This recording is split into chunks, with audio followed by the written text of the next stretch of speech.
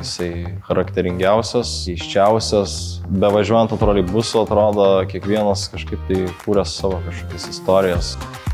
Aš esu Povilas Dūda, studijuoju Vilniaus dailės akademijoje, grafikos katedroje 3 kurse. 3 kurso, pirmam pusmetį kažkaip tai toptelėjo mintis atspausti kažką didesnę negu šiaip įprasta spausti spaustuvėje. Povilas atvyko pas mus ir norėjo įprasminti viešojo transporto istoriją, tos troleibusus, kurie jau nebevažinės miesto gatvėse, bet kažkaip galėtų atsispindėti meno kūriniuose.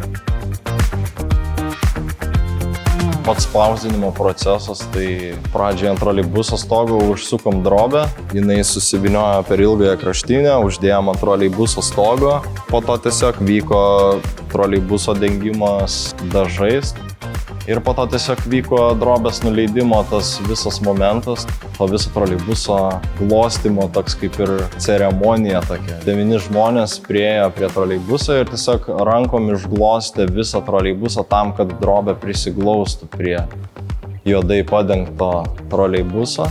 Taip atsirado tas atspaudas. Šitie seniai troleibusai nuo kitų metų Vilniuje nebevažiuos. Tai yra mūsų strateginis tikslas iki 26 metų atnaujinti visą troleibusų parką, kad miestiečiai, miesto svečiai galėtų naudotis šiuolaikiškais, moderniais, tvariais troleibusais ir viešuoju transportu.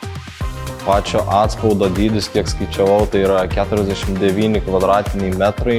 Manau, kad pavyks užfiksuoti kaip didžiausią grafikos estampą Lietuvoje.